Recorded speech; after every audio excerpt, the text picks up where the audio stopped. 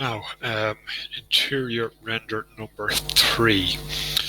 Now, one of the big things that has a huge influence on your interior renders, believe it or not, is the exterior sun. So I've done a couple of renders here and I want to show you kind of the differences. So here's interior render 1. Alright, here's interior render 2. Now, the difference between those two is that I've changed the date and the time of the render, so that in here it was set to default, light coming in from the top right or something like that. But as I did with the exterior, I went into the sun setting tool and I rearranged it back to 17th of March at 10 a.m. and that's the effect that I got. So you can see that the light is streaming in there and it's having a huge effect on everything that's happening inside the room. Now, so I readjusted that, still 17th of March, but it's back to, I think it's around 3 o'clock or something like that. So if you remember, the sun was coming around the corner of the front of the building. And there's a direct effect as to what happens when you start to change the sun on your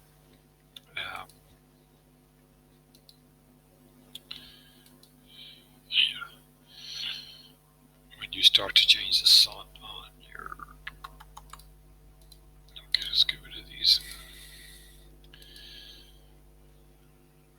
There you go, back in here. A couple of other little things that I did as well. I didn't like those litter boxes, they were awful.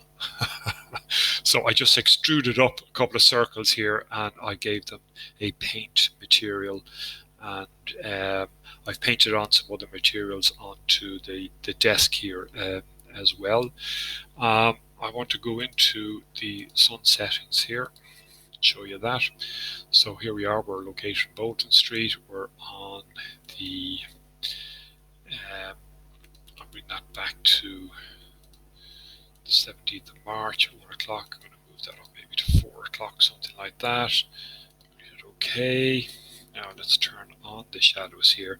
Now you get an idea of how the sun is going to play out in terms of its penetration into the building. Now remember, we've not put in any extra interior lights as yet. All we're doing literally is setting up the room. And there's my painted on colors. That's roughly the way it's going to happen. Now I kind of like that, so I like a little bit of light coming through here.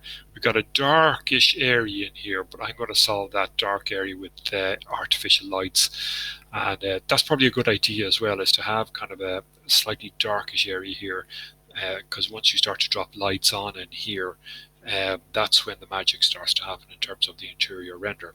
The other thing I'm going to do is I'm going to introduce a couple of people in here. I'm going to put a person directly in front of that big window there, and that'll help with the light penetration too as well.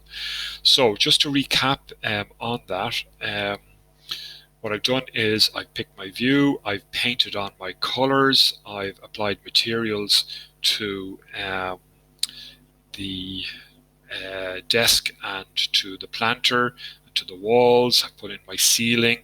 I've rearranged my light as per the sun settings command, and so I'm reasonably happy with that now. And I did a render on that. That's roughly how it looks there, something like that.